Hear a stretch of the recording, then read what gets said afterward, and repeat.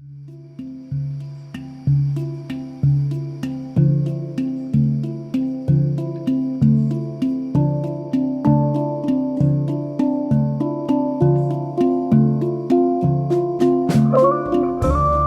j'ai fait ce processus des 21 jours. Donc on était en montagne, en pleine nature pendant cette période. Alors évidemment, quand on est connecté avec soi-même, au travers de la méditation, au travers du rire ou de la collégialité du groupe, le taux vibratoire il monte, il monte. Et là c'est facile de goûter à ces énergies.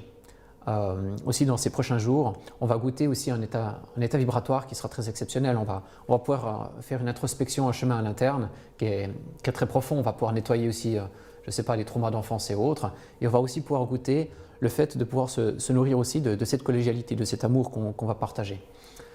Par rapport au processus, justement, l'idée c'est de connaître cet état, c'est que le corps puisse découvrir « Ah ok, c'est possible de vivre sans nourriture ». Après, il y a aussi peut-être toute une phase de reprogrammation qui doit être faite parce qu'on a ce qu'on appelle des peurs ataviques. Donc c'est des peurs qui sont dans nos tissus, qui sont dans nos cellules et qui nous disent si je ne bois pas après 2 jours, je vais mourir, si je ne mange pas après quelques semaines, je vais aussi mourir, etc. Donc là, c'est important d'être juste en conscience et on va dire de mettre à jour le corps par rapport à une certaine expérience. Donc là, il faut juste, on va dire, s'apprivoiser et puis dès qu'on sent un petit peu de peur qui arrive, juste commencer à parler avec notre corps. Okay. Moi, dans ma démarche, on va dire, personnelle d'évolution spirituelle, dans mon chemin de vie, moi j'aime bien avoir différents, on va dire, protagonistes autour de moi. Donc il y en a un qui va représenter mon corps physique, un autre qui va représenter mon corps émotionnel, un autre mon corps mental et puis mon dernier mon corps spirituel. Et puis juste le fait de les voir autour d'une table, je vais peut-être voir qu'il y en a un qui prend tout le temps la parole, ou il y en a un qui n'a jamais droit à dire, etc. Ou il y en a peut-être un qui va être un petit peu réprimé par rapport à l'autre. Souvent dans notre société, c'est le corps mental qui prend le dessus et c'est lui qui va comprimer soit le corps physique, soit le corps émotionnel.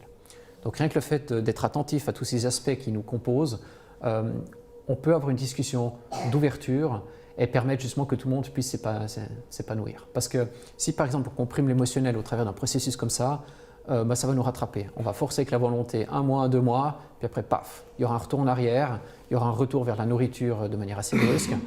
Et puis là, qu'est-ce qui va se passer? C'est que ça va créer aussi une résilience dans le processus. Il y aura peut-être la culpabilité qui va se rajouter, etc.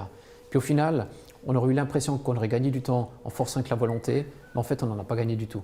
Si dès le départ on avait été capable d'écouter peut-être le corps émotionnel et puis de travailler avec lui, de voir quand est-ce qu'on doit faire une pause, quand est-ce qu'on doit reprendre la nourriture, etc.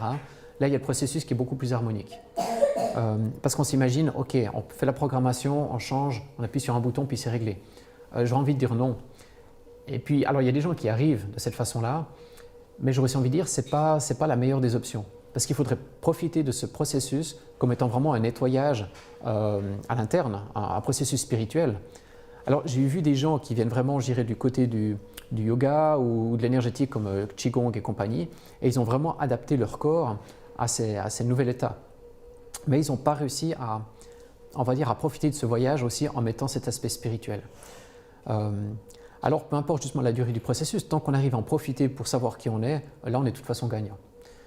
Moi je mettrais juste en avant comme quoi, juste le fait de faire par exemple 1 fois par semaine un jeûne sec, ça entraîne le corps à nettoyer vraiment profondément au niveau des mémoires parce qu'on a énormément de mémoire dans l'eau du corps. Donc on a 70% de notre corps qui est composé d'eau et là-dedans il y a énormément de mémoire. Et rien que le fait de travailler sur 1 jour de jeûne, mais jeûne sec, là on va permettre de changer complètement la mémoire qui est stockée ici.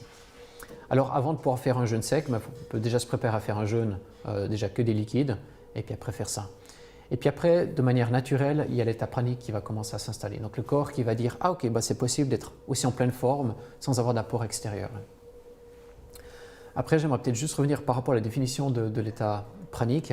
Souvent, on a l'impression que c'est aussi quelque chose qui est qualitatif. C'est soit je suis pranique, soit je ne suis pas pranique. Moi, j'aurais plutôt une autre version. J'ai envie de dire que c'est quelque chose qui est quantitatif. C'est-à-dire que tout le monde a peut-être une définition différente du pranisme, c'est là le problème, mais on est tous déjà sur cette planète, tous ici et maintenant praniques.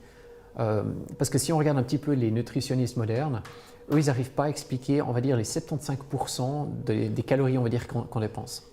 Moi, ce que j'ai envie de dire, c'est qu'il y a des personnes qui simplement, en arrêtant, on va dire, le sucre, les hydrates de carbone et la viande, ils peuvent déjà accéder à un état vibratoire suffisamment haut, ils ont déjà l'impression d'être dans un état presque de béatitude en permanence. Et ils n'ont pas besoin d'être à un état où il ne faut plus qu'il boive de l'eau pour être, on va dire, bien sur son nuage. Donc pour moi, le prana, c'est vraiment on va dire une incarnation de sa spiritualité. Là, j'ai aussi envie de profiter de dire, c'est qu'on est vraiment une âme spirituelle qui faisant une expérience matérielle et pas l'inverse. Et puis, je pense qu'à l'heure actuelle, il n'y a pas d'expérience aussi forte que le prana qui peut nous prouver ça. Souvent, il y a des gens qui pensent que le prana, c'est prendre au travers de la respiration. Alors, moi, je n'ai pas l'impression que c'est ça, c'est plutôt changer notre taux vibratoire et puis s'aligner avec le taux vibratoire on va dire, de l'amour inconditionnel de l'univers. Par contre, au travers d'un exercice de respiration, on peut accéder à ces états-là où on vibre plus haut. Donc au final, ça se rejoint après. Mais c'est une illusion de penser que le prana, il est là. Et puis si par exemple je suis en plein milieu d'une ville, je ne peux pas me connecter au prana. Même dans une cave, on peut se connecter au prana. C'est plutôt un état interne qui fait la différence. Pour être dans l'état pranique, c'est aussi important d'être connecté justement sur tous les plans en même temps. Et surtout sur les plans du sacré. Le sacré, c'est les 3 premiers chakras. Après le divin, il y a les 3 chakras du dessus. Puis après le chakra du cœur, il fait la communication entre les 3 du dessous et les 3 du dessus. Et puis le premier, c'est justement, on va dire, le chakra donc, racine, mais c'est aussi le portail pour avoir les énergies telluriques. Donc à chaque instant, on va combiner les énergies telluriques et cosmiques. Et c'est justement ces 2 portes qui nous amènent la plus grande quantité de prana, on peut dire ça comme ça. Alors par exemple pour le prana, il y a 2-3 programmations qu'on doit enlever. Alors soit on le fait en conscience les unes après les autres, soit alors justement on travaille de manière plutôt mécanique en travaillant sur l'eau justement, puis on laisse notre corps nettoyer tout ce qui n'est pas nécessaire. Parce que quand on va reprendre de l'eau en général, justement après une journée dry fasting, donc de jeûne sec, là c'est aussi important de bénir l'eau. Moi je mets le verre près du chakra du cœur, j'envoie beaucoup de lumière, beaucoup d'amour, puis après je le bois. Parce que là il y a vraiment un autre taux vibratoire, il y aura une autre programmation. Et cet autre taux vibratoire va gentiment changer, on va dire, le taux vibratoire, je dirais moyen dans le corps. Donc on enlève une partie qui est peut-être plus nécessaire, puis on en rajoute une qui est avec un autre taux vibratoire.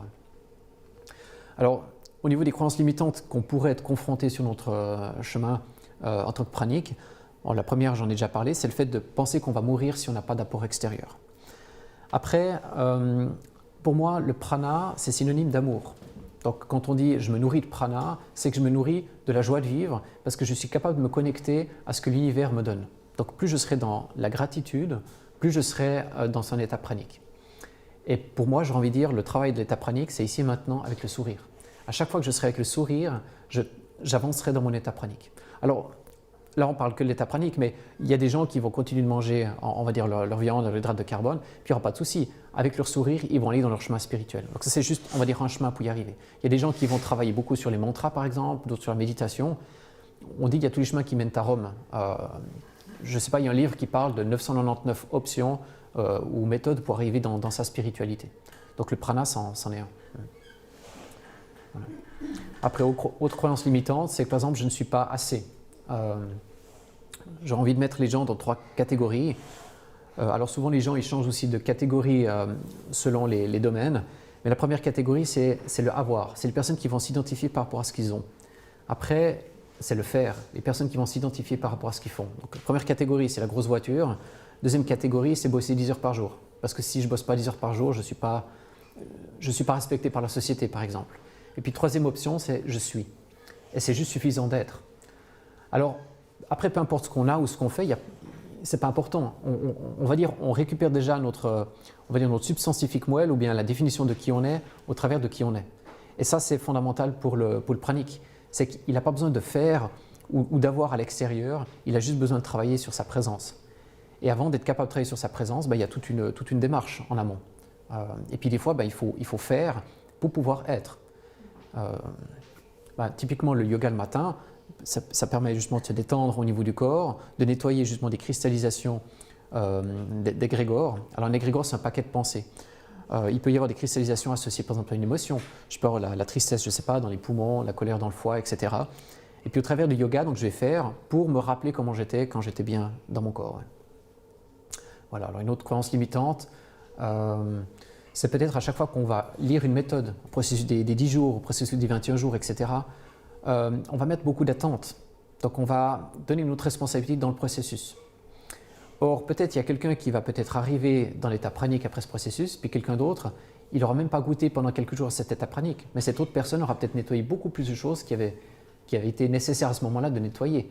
Donc ça peut être dans la petite enfance, une dépression qui est devenue presque un mode par défaut, puis que toute la vie, la personne a gardé cette tristesse. Donc il n'y a pas à regarder à l'extérieur, il y a tout le temps à regarder à l'intérieur. Ça c'est à mon avis, c'est quelque chose qui est important. Alors ce qui se passe la première semaine normalement c'est jeûne sec. Donc il y aura un nettoyage au niveau du corps physique. Donc par exemple toutes les choses, toutes les substances que j'ai l'habitude de prendre, que ce soit des médicaments, que ce soit de la caféine, des drogues, etc., c'est les premiers 500 grammes, premiers kilos qui vont partir. Après, il y aura tout ce qui se passe au niveau émotionnel. Donc ce qu'il faut savoir, c'est que les lipides, c'est une cristallisation d'un égrégore. Donc si par exemple j'ai eu beaucoup de crainte, d'insécurité dans ma vie, ben, je me suis peut-être créé des murs de protection autour de moi. Donc il y aura aussi après ces premiers kilos qui vont partir. Et puis une fois qu'il y aura justement le corps physique, le corps émotionnel qui est nettoyé, après là on va commencer à avoir un autre shift au niveau des pensées. Des pensées qui vont commencer à s'ouvrir. On va plus avoir des pensées tout le temps nombrilistes, mais on va commencer à réaliser qu'il se passe autre chose autour de nous. Ça, je dirais, c'est plutôt le processus de la deuxième semaine. Et puis, à la fin de la deuxième semaine, justement, quand nos pensées sont plus ouvertes et puis qu'on a le mental qui est plus clair, on peut aussi aller changer la programmation plus profondément au fond de nous. Donc, on a dans le cerveau 3 couches. On a le cortex, le néocortex, si on veut. Donc, ça, c'est vraiment les pensées, je dirais, rationnelles du quotidien. Après, il y a la partie limbique, c'est là où il y a l'émotionnel qui est engagé. Puis après, il y a le reptilien.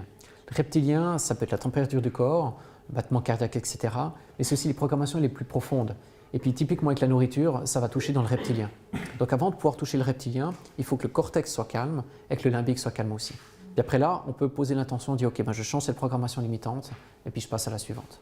Et puis l'idée de ces 21 jours, c'est pendant 2 semaines d'arriver au point où on est en connexion avec notre corps physique, où on peut parler à échelle 1-1 avec nos cellules.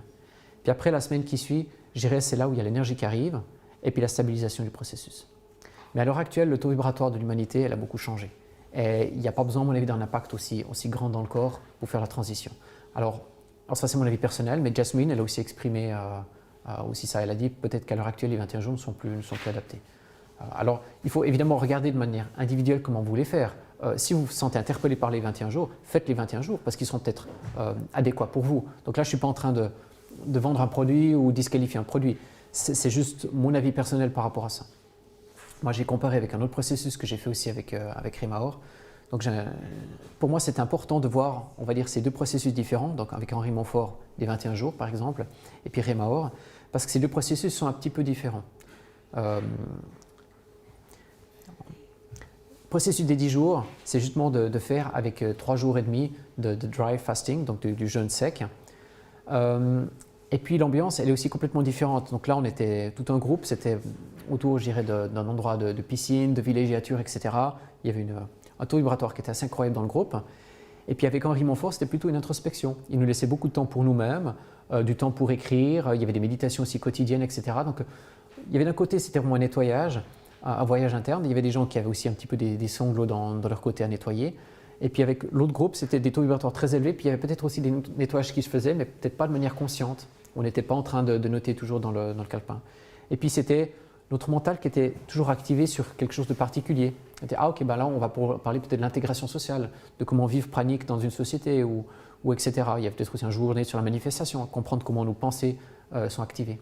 Et sans s'en rendre compte, notre corps faisait l'adaptation. Parce que si on est face à nous-mêmes avec un appétit, notre mental va commencer à travailler. Alors ça peut être aussi intéressant parce qu'on a vraiment une introspection qui est consciente aussi. Mais là, ce n'était pas le cas.